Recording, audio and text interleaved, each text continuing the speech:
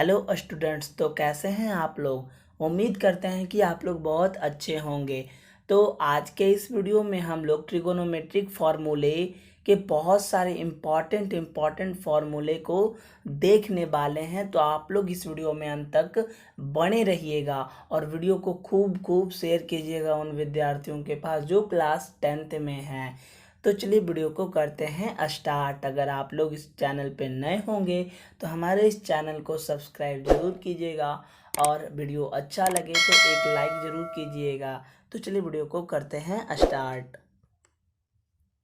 तो चलिए देखिएगा यहाँ पे ट्रिगोनोमेट्रिक फार्मूले इसमें जितने भी फार्मूले आज हम लोग करने वाले हैं वो बहुत ही इम्पॉर्टेंट फार्मूला है। और आप लोग केसी सिन्हा क्लास 10th का केसी सिन्हा का बुक या फिर एनसीईआरटी का बुक अगर आप बनाएंगे तो आप इन सभी फार्मूलों को देखने के बाद आप उस सभी प्रॉब्लम को सॉल्व कर सकते हैं बहुत ही आसान तरीके से। तो चलिए देखते हैं इनके फॉर्मूले को। साइन ए बराबर पी बटा एच होता है। क्या आप लोग नहीं जानते हैं? बिल्कुल जानते हैं, क्योंकि हमने इसके पहले वाले वीडियो में बहुत अच्छे से समझाया था कि साइन ए किसे कहा जाता है। फिर साइन ए बराबर पी बटा एच ऐसा होता कैसे है, कॉसे, टैन ए, कॉट ए, सेक और कॉसेक ए। चलिए नहीं तो फिर से समझ लेते हैं कि साइन ए बराबर होता है पी बटा एच, जहाँ पी का मतलब होता है परपेंडिकुलर और यहाँ पे एच का मतलब होता है हाइपोटेनस और बी का मतलब होता है बेस।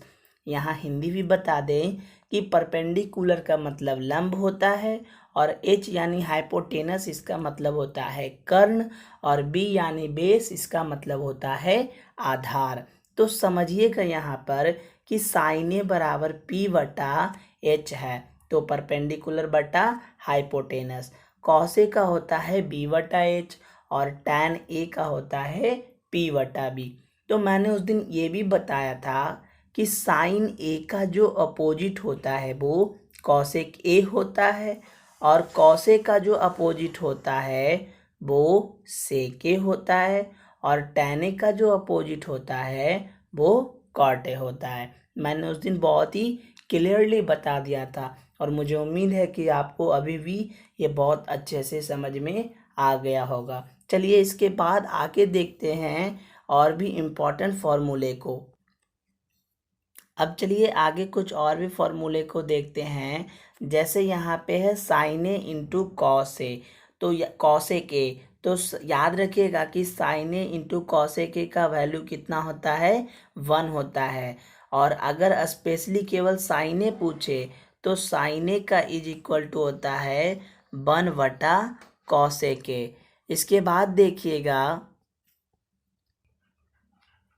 अब चलिए यहाँ पे देखिएगा कि साइन ए इंटू कॉस ए का जो वैल्यू होता है वो 1 होता है। ठीक है, अब हमें अगर ये फॉर्मूला याद रहेगा तो ये दोनों बहुत ही आसान हो जाएगा। वो कैसे, जो समझिए। अब साइन ए इंटू कॉस ए का वैल्यू 1 जानते हैं, ठीक है।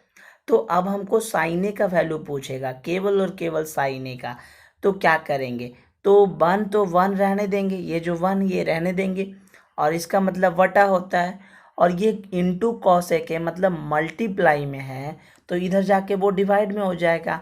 यानी कि अगर आपको स्पेशली साइन ए का फॉर्मूला पूछे तो 1 बटा कॉसेक ए हो जाएगा। और अगर कॉसेक ए का फॉर्मूला आपसे पूछ दे, यहाँ पे कॉसेक ए का फॉर्मूला पूछेगा तो कुछ नहीं करना है, बस 1 बटा कॉसेक ए का पूछा तो 1 बटा साइन ए हो जाएगा। समझ गए ना। तो अगर आपको ये फॉर्मूला याद रहेगा तो आप ये दोनों बहुत आसानी से निकाल सकते हैं। इसके बाद और भी ऐसे कई फॉर्मूले हैं जिनको अभी हम देखते हैं। अब चलिए इसको देखिए, यहाँ पे क्या है, कॉस से इंटू सेके है। तो याद रखिएगा कि कॉस से इंटू सेके का जो वैल्यू होता है वो 1 होता है। फिर उसमें क्या है, इसको और इसको निकालना बहुत ही आसान हो जाएगा। कॉस से निकालेंगे तो ये सेके है इधर मल्टीप्लाई में, इधर डिवाइड में चला जाएगा। यानी कॉस ए बराबर 1 बटा सेके, और अगर सेके पूछ दिया तो सेके बराबर 1 बटा कॉस ए हो जाएगा। इसी प्रकार से और भी कई फॉर्मूले हैं जिनको अभी हम देखने वाले हैं। अब चलिए यहाँ पे देखिएगा tan a into cot A का भी वैल्यू कितना होता है, 1 होता है। तो उसी प्रकार से जैसे पहले किए tan a बराबर v 1/cot a हो जाएगा। तो क्योंकि ये cot a मल्टीप्लाई में था तो इधर चला गया वो डिवाइड में। इसके बाद अगर cot a पूछ दे तो 1/tan a हो जाएगा। तो ये आपको कैसा लगा, आपको समझ में आया कि नहीं, ये हमें कमेंट करके ज़रूर बताइए। अभी आप कमेंट करके ज़रूर बताइएगा। चलिए इसके बाद हम भी देखते हैं हम लोग यहाँ पे।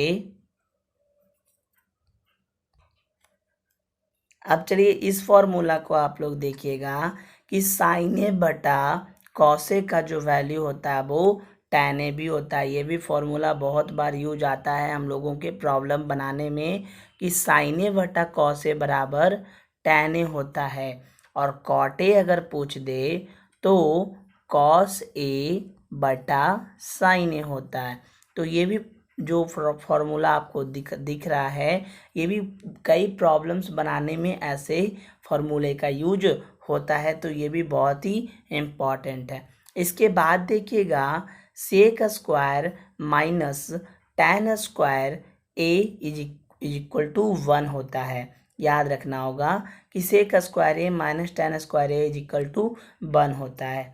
इसके बाद अगर हमको पर्सनली सेक स्क्वायर ए पूछेगा ना, अरे क्या बात है, सेक स्क्वायर ए पूछ दिया तो ये 1 तो 1 जैसे है वैसे ही रहेगा।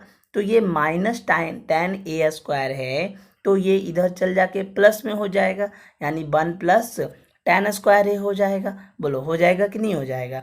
अच्छा, इसके बाद यहाँ पे ध्यान से देखिएगा, अभी अब हमसे पूछ दे कि tan स्क्वायर ए बराबर क्या होगा, तो क्या करेंगे, माइनस tan स्क्वायर ए इधर तो रहेगा ही।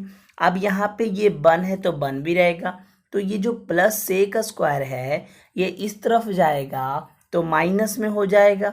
अच्छा, माइनस में हो जाएगा। अभी यहाँ से ध्यान से देखिएगा कि यहाँ पे माइनस tan स्क्वायर ए है तो यहाँ पे भी माइनस कॉमन ले लेंगे। तो जब माइनस कॉमन लेंगे तो ये -1 हो जाएगा और ये प्लस सेक स्क्वायर ए हो जाएगा। अब यहाँ माइनस से ये माइनस कट जाएगा तो ये tan स्क्वायर ए हो जाएगा और ये हो जाएगा प्लस सेक स्क्वायर ए यहाँ पे और ये -1। यानी कि tan स्क्वायर ए बराबर अगर पूछ दे तो इसका जो फॉर्मूला हो जाएगा वो सेक स्क्वायर ए -1 हो जाएगा। ये आपको समझ में आ गया होगा। चलिए इसके बाद देखते हैं sine square A plus cos square A is equal to 1 होता है। चलिए इसको भी देखते हैं। अब चलिए यहाँ पे देखिएगा sine square A plus cos square A is equal to 1 होता है। ये बहुत बार एग्जाम में पूछा गया है, बहुत बार ऑब्जेक्टिव प्रश्न में ये बहुत बार पूछा गया है। इसके रिलेटेड बहुत सारे क्वेश्चंस पूछे जाते हैं। तो चलिए यहाँ पे sine square A plus cos square A is equal to 1 होता है, जो कि बहुत बार एग्जाम में पूछा गया है। तो ये एग्जाम के दृश्य से देखा जाए तो बहुत ही इंपॉर्टेंट क्वेश्चन हो जाएगा आपके लिए। तो sign square A plus cos square ए का वैल्यू 1 होता है, आप लोग याद कीजिएगा। इसके बाद अगर पर्सनली साइन स्क्वायर ए का वैल्यू पूछेगा तो ये जो कॉस स्क्वायर है ये इधर प्लस में है तो इधर आके वो माइनस में हो जाएगा, यानी sine square A is equal to 1 minus cos square A. और अगर पर्सनली साइन ए ही केवल पूछेगा तो ये जो स्क्वायर है वो इधर जाके रूट में हो जाएगा, जैसा कि आप यहाँ देख रहे हैं। और बस यही फॉर्मूला रह जाएगा, यानी साइन ए बराबर √1 माइनस कॉस स्क्वायर ए। फिर इसके बाद अगर कॉस स्क्वायर ए पूछ देगा तो 1 माइनस साइन स्क्वायर ए हो जाएगा। ये जो प्लस साइन स्क्वायर है इस तरफ आने के बाद माइनस में हो जाएगा। और अगर पर्सनली कॉस से ही पूछ दे तो √1 माइनस साइन स्क्वायर ए हो जाएगा। तो ये आपको समझ में आ गया होगा। इसके बाद आके देखते हैं, यहाँ पे देखिएगा cosec square A minus cot square A is equal to होता है 1।